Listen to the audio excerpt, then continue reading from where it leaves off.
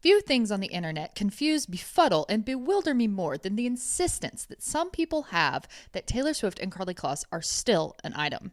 Now, I'm not here to say they were never an item. I'm definitely not here to say they were an item. I'm skeptical of that. But I don't know them. I don't know their lives. I don't know their sexualities. Who knows what went down in the past? I do have to admit that this is a little sus, and so is this. But like I said, I'm pretty skeptical that they were ever romantically involved. But I can't entirely blame someone for seeing this and thinking, maybe something was going on there. However, I am absolutely dumbfounded that people today in the big year of 2025 are still shipping these two. Because Taylor seemed to have a major friendship fizzle in 2016 and then a very interesting, very damning series of events that happened in 2019 that spelled the end of their friendship. This series of events really seems to paint the picture that yes, Taylor had a horrible falling out.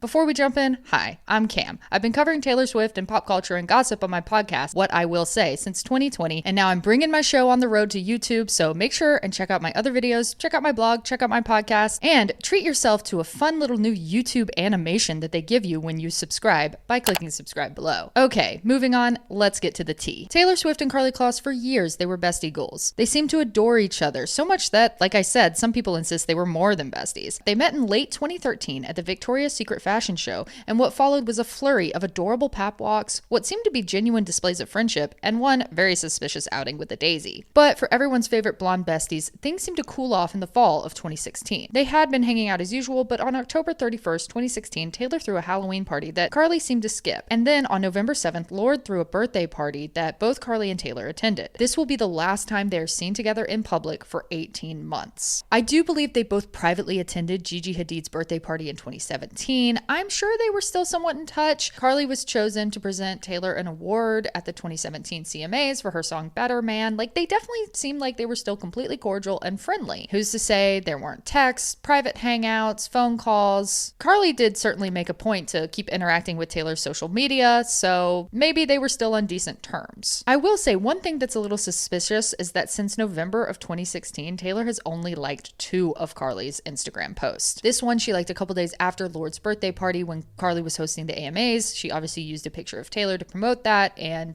Taylor was tagged, so it makes sense that she liked it. And a couple years later, when Karlie married Josh Kushner, Taylor liked that post as well. Other than that, it's been crickets from Taylor. One thing that's funny is I found a BuzzFeed article from 2018 insisting that Karlie and Taylor were still on good terms, and all the evidence they had was all this stuff Karlie had done. Karlie liking Instagram posts, Karlie talking about Taylor, Karlie bringing her up in interviews. Meanwhile, everything from Taylor is just complete silence. So that kind of makes me think that while Taylor didn't mind Karlie talking about her or interacting with her socials or anything, a real fizzle, at least on Taylor's end, had occurred in that fall of 2016. So there was an obvious friendship fade at that point in time, but things probably weren't outright rotten yet. Don't worry, they will be. We'll get there. First, I want to try and make sense of this initial friendship fade. It's hard to say exactly why it happened, but don't worry, I have a list of speculations. Possibility number 1, it's possible that Karlie's mishandling of Snakegate pissed Taylor off and she couldn't quite get over it. After Kim Kardashian and Kanye West engaged in a massive character assassination of Taylor Swift, Karlie was asked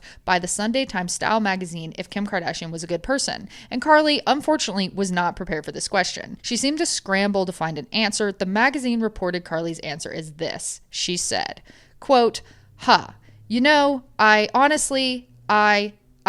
Kloss says, smiling as she stutters. Eventually she comes up with, I think she's been a lovely person to me in the past, then drops into a more matter-of-fact tone. Look, I really don't know her that well. Karlie later clarified this with a tweet and reiterated her support for Taylor when she posted on Twitter, I will not allow the media to misconstrue my words. Taylor has always had my back and I will always have hers. Then she also tweeted, and I will never be the girl that you can use to pit women against each other. That isn't me. So perhaps that statement was enough to smooth things over. They were still hanging out after Karlie did this kind of disastrous interview with this magazine, so maybe it wasn't that big of a deal. On the one hand, I can appreciate that Karlie's been put in a tough position here. She didn't ask to be stuck in between the two, and Karlie's manager and close friend at the time was Scooter Braun, who also managed Kanye. More on Scooter Braun later. On the other hand, the Snakegate cancellation is one of the most painful things Taylor ever dealt with. She's still mad about it. She even released a diss track about Kim and Kanye in the huge year of 2024. This lack of support from Karlie had to hurt. But like I said, they went back to hanging out, at least some, for a month or two after this happened, so maybe this isn't the instigating event for their friendship fade. Here's another possibility. The day after Lord's birthday party, the 2016 election happened and Trump won for the first time. We know this election result was not the one Taylor wanted and caused her to go to London with Joe. Karlie, of course, was dating Josh Kushner at the time. She's married to him now with 2 kids. Josh is Jared Kushner's brother, and Jared, who is married to Ivanka Trump, was a senior advisor to Trump throughout his first administration. Though Karlie and Josh claim to be Democrats, it's possible Taylor just didn't feel comfortable hanging out with them given their proximity to Trump. However, these days, she's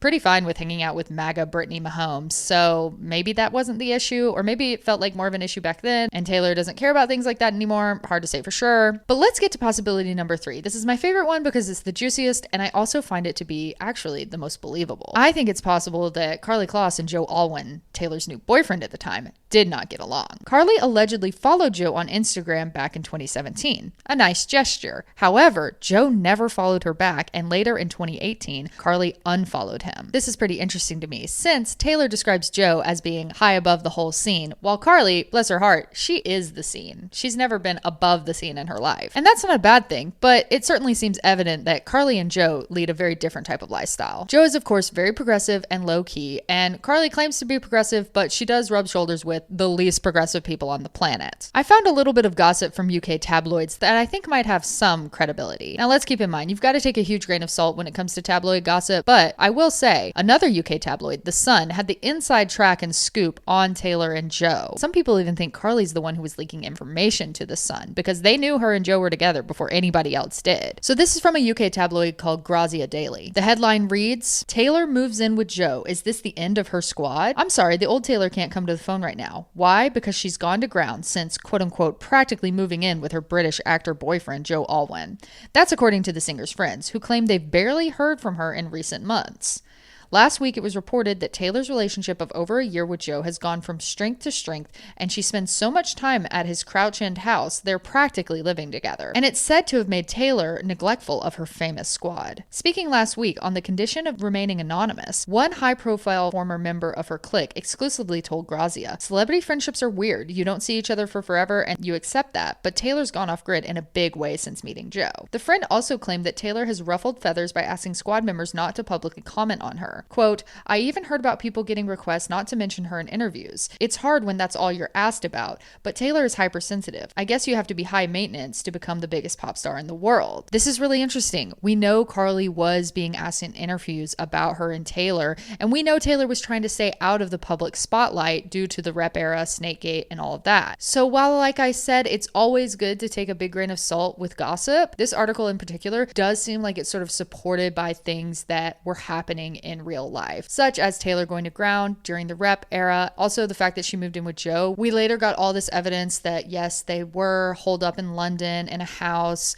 They were throwing parties at New Year's. We have pictures of this. So a lot of this seems to be based in reality, which makes me think it's credible. And I do think it's possible Karlie got the cold shoulder after Taylor met Joe when her lifestyle and priorities changed. Also, speaking of Taylor's dedication to her boyfriend, now might be a good time to tell you we're having a 58% sale off your first month of my Patreon if you're interested. This is to celebrate Travis Kelce being in Super Bowl 58 and Taylor probably being in the stands for that. We've got all sorts of deep dives, reaction content, and of course, the best part, tea spills from my vetted insiders. So if you're interested in that, now would be a great time to try it out. 58% off is probably the biggest sale I'm going to be doing all year. So make sure to check the link below for the Patreon and check that out if you enjoy deep dives and tea spills. The article continues. Elsewhere, Taylor's close friends, Karlie Kloss and Lord, are rumored to have defected from her squad in favor of hanging out with her straight-up enemy, Katy Perry. This is another important thing to note that happened in the timeline. The article explains, last month, Karlie was forced to delete a video of herself playing basketball, which she captioned, "Swish Swish," the name of Katy's Taylor diss track. You guys might not remember this. Katy had a song called Swish Swish. It wasn't that good except for Nicki Minaj's verse on it. I feel like it was kind of a flop, but it was her answer to Bad Blood.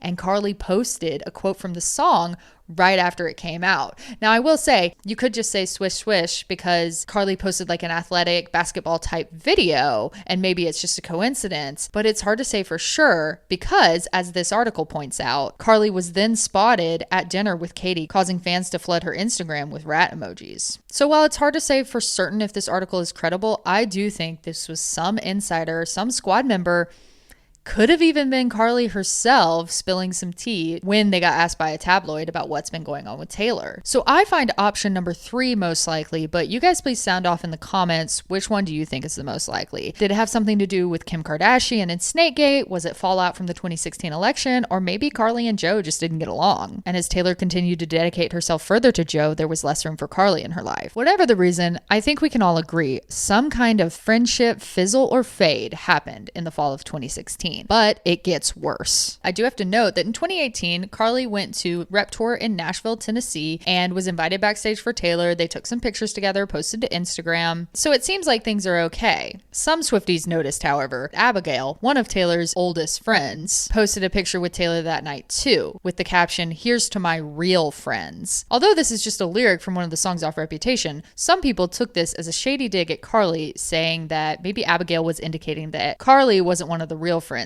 She was just there for a photo op. I do think it's worth pointing out that in the weeks leading up to Karlie showing up to Rep Tour, some different gossip outlets were running articles about Karlie and Taylor, they're no longer friends. Taylor famously loses another best friend. And I'm wondering if Taylor did invite Karlie to Rep Tour as a photo op to just kind of dispel these rumors because she just didn't want to be seen as like having another big fight and break up with a female friend while she was on Rep Tour. Or maybe it was just a genuine hang and they had been busy, they just hadn't had a chance to see each other, and things were still good at this point. Regardless, things are about to get bad. Here's how it ended. In the summer of 2019, Taylor's masters were sold by Scott Borchetta to Scooter Braun. Taylor was distraught by this. She literally described it as her worst nightmare. It was a huge betrayal and broke her heart, and she comments on the situation all over the album Folklore in songs like Hoax, Mad Woman, and My Tears Ricochet. So here's how it goes down. On June 28th, Karlie posted this suspicious picture to Instagram. As you can see, she's got some kind of iced tea with her, and she captions it simply, "Sips tea." Now, this could have just been Karlie sharing on Instagram what she was having to drink that day. That wouldn't be that out of character for her. However, some people found this suspicious because of the caption,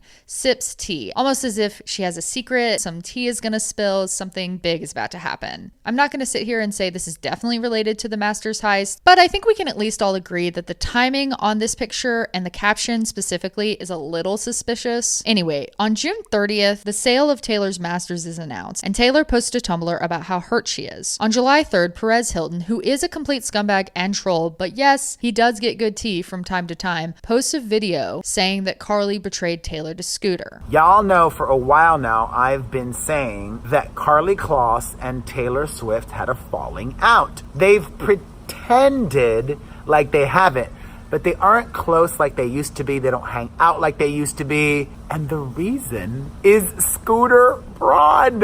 A source tells me that Taylor found out that Karlie was telling things about her and her career to Scooter. Now, by itself, this wouldn't mean much at all. Perez is a gossiper. He can truly just get online and say anything. However, the important part about this video is not what Perez said. It's that two of Taylor's best and oldest friends, Ashley Avignone and Claire Winter, liked tweets of this video on Twitter. Ashley actually liked 2 tweets about it. And by the way, Ashley had just been on vacation with Taylor literal days before this went down. So whatever the tea was, she was hearing it straight from Taylor. So while Perez is full of it sometimes, Taylor's literal best friends are not. They're both still very close to her to this day. Let's push a little further on this though.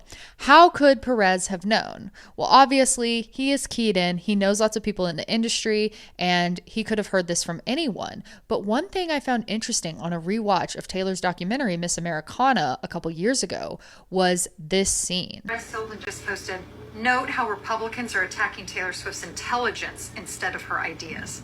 They don't respect women enough to debate them." It's not true. Taylor and her publicist, Tree Payne, enjoying that commentary from Perez the previous year may have opened up somewhat of a dialogue between them. I could see Tree reaching out to say thanks, or even Taylor herself. And I think it's possible that as a gesture of good faith, after Perez stood up for her against the misogyny of Donald Trump and his supporters, that someone on Taylor's team, someone in her orbit, a friend of hers might have reached out to Perez and given him the tea themselves. And Taylor's best friends liking the post is just the confirmation I needed to believe that what Perez is saying is true. So I do think there's some credibility to this. But there's more to it. On July 10th, 2019, Perez went on Spencer Pratt's podcast and discussed this rumor some more. What you said on your YouTube channel about Karlie Kloss, I have been saying, not the Scooter Braun part, that was the like, whoa, but I have never trusted her. And I was always like, I didn't like her being part of the Taylor crew. Like, I mean, something about Karlie. And when you broke that news that Karlie was leaking stuff, maybe not intentionally, but things were getting leaked about Taylor's business to Scooter Braun, I was like, oh, whoa. You know, we talk about that on my podcast this week, and I am on your side. You shouldn't be revealing somebody's business dealings with other people unless you got permission to do so. So Spencer Pratt, you probably know him. He's a reality star. He is a huge Swiftie. Spencer was out defending Taylor during Snakegate in a way that very few people were. She even invited him backstage at Rep Tour, met his family, met his baby, talked to him for a really long time. He's also friends with Claire Winter, one of the aforementioned best friends of Taylor. So Spencer knows what he's talking about too. And the interesting thing about Spencer is that he has never liked Karlie. He suggested that she was shady back in 2018. Here's some other things he said about her over the years. This is really interesting because when Folklore came out, Spencer received a cardigan from Taylor herself. So I'm not saying Perez Hilton and Spencer Pratt know everything there is to know about this situation, but I kind of trust their instincts on this one, just because of their proximity to Taylor, her team, and her friends. But it gets crazier. On August 6, 2019, Karlie is spotted out on Scooter Braun's yacht partying with him. Taylor later even seems to comment on this in the song Mad Woman when she says, "My cannon's all firing at your yacht." Remember, Karlie's on this yacht a mere 5 weeks after Taylor literally referred to Scooter as her worst bully. I can't imagine people think that Karlie and Taylor are okay after things like this have happened. On November 14th, 2019, Taylor posts about Scott and Scooter disallowing her from playing her old music at the AMAs. People start talking about it on Twitter, including this one douchebag, and then Karlie likes and then unlikes this tweet. Now, it's possible she was just looking at it and liked it by accident. We've all accidentally liked things, particularly when it's like 3 a.m. and you're looking at your ex's Instagram 3 years back. Yeah, we've definitely all accidentally made that like. However, I wonder, did she like it on purpose and then unlike it when Swifties started to call her out for it? Did she agree with this sentiment? On July 24th, 2020, Taylor drops the album Folklore, and it is full of songs about how devastated she was over the Masters heist. There's lines about Scooter's yacht, like I said. Karlie was seen on the same yacht. And there's lines about being hurt over all the betrayals that she's endured. The song Hoax in particular, Taylor gives this description of it. I'm writing about several different very fractured situations, like, you know, one is about love and one is about a business thing that really hurt, and one is about a sort of relationship that I consider to be family, but that really hurt. And I really think it's possible that that connection she's talking about, that person who was like family to her that hurt her so badly, could be Karlie. They called each other sisters all the time, and hoax does seem to spell out a betrayal. It's also possible that she was referring to Scott Borchetta, who was like a father figure to her. So I'm not saying it's definitely Karlie, just that it could be. Then in December, Taylor drops Evermore. Evermore has a very interesting song on it called Closure. The song is about Taylor hearing from a friend and saying she's not over what happened between them and she doesn't want closure from the situation. Basically, she's still mad. The line, "Yes, I got your letter," is very interesting because one thing you might not know about Karlie Kloss is that she loves to send a letter. Here's her own words on the matter. And she's the kind of girl who'd rather get post than email. Okay, listen. I'm admittedly not the best when it comes to emails, but I've gotten better. I also have learned I'm just not an email person.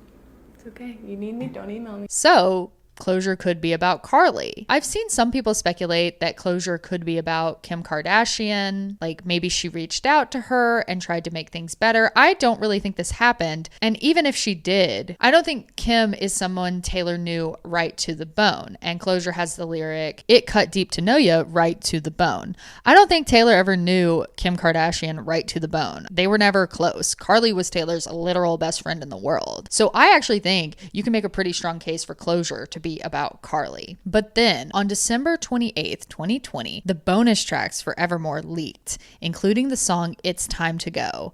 And this is where the rubber hits the road for Miss Karlie Kloss. It's Time to Go includes the line, "When the words of a sister come back in whispers that prove she was not in fact what she seemed, not a twin from your dreams. She's a crook who was caught. This seems to be Taylor's direct response to the situation, where she herself confirms that yes, Karlie did betray her to Scooter. She and Karlie did refer to one another as sisters all the time, and people also called them twins all the time because they dressed alike and they really did look similar back in the day. So for me personally, It's Time to Go does really confirm that yes, Karlie did tell Taylor's secrets to Scooter Braun, and then Scooter somehow was able to leverage those secrets to help him purchase Taylor's masters. It's also worth noting that the Carlisle group helped fund this purchase, and Josh Kushner, Karlie's husband that I mentioned before, is involved with the Carlisle group. So other than these lyrics, there is a very public and direct tie between Karlie and this masters heist occurring. But what's been going on for Kaylor since then? Will they ever make up? Well, in the summer of 2023, Karlie did stun the world by attending the Eras Tour. And while that was a lot of fun for the fandom to pick apart, personal guests of Taylor's are usually either in exclusive boxes or down in the friends and family tent. Karlie, however, was up in the stands like a normal fan. I actually got some tea from my friend Shannon of the Fluently Forward podcast, which you should totally check out if you haven't before,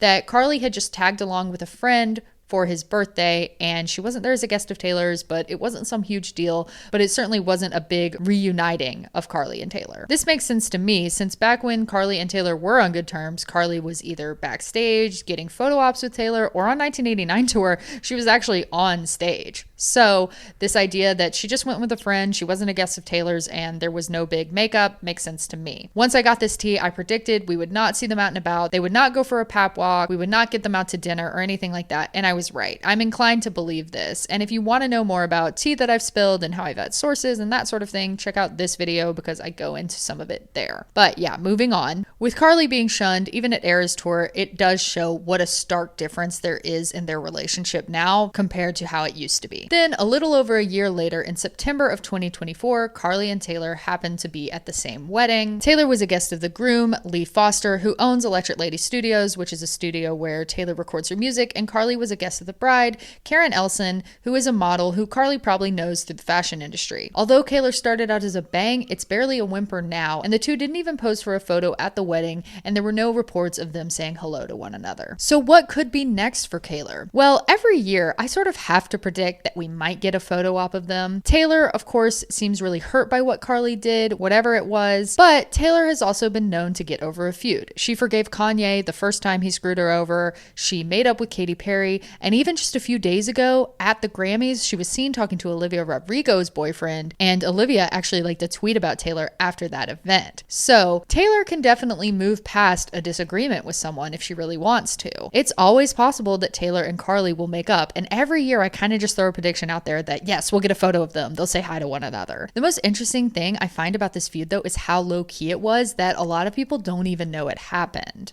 This was very much kept under wraps, and you can see why. Taylor, of course, doesn't want to have the reputation as someone who can never keep a friend for a long time or is always fighting with people, and it definitely serves Karlie to have Swifties think that she and Taylor are still on bestie terms. One thing I don't know, however, is what specific secret Karlie told Scooter that made Taylor so mad. I've seen people speculate that maybe she told Scooter Taylor's net worth, so he knew to outbid her for the masters. I don't know if that's something that's likely to have happened or not, but I would love to hear in the comments, what secret do you guys think Karlie told? Because I'm kind of stumped as to what it could have been. But with all that said, that's where I'm going to leave this video. Make sure to please give it a thumbs up if you enjoyed it. Jump in the comments, give me your thoughts, and make sure to subscribe. Check out my podcast, check out my blog, check out my Patreon, and that's all for now. Stay safe in 2025 and gaslight gatekeep girl boss immediately. Bye everybody.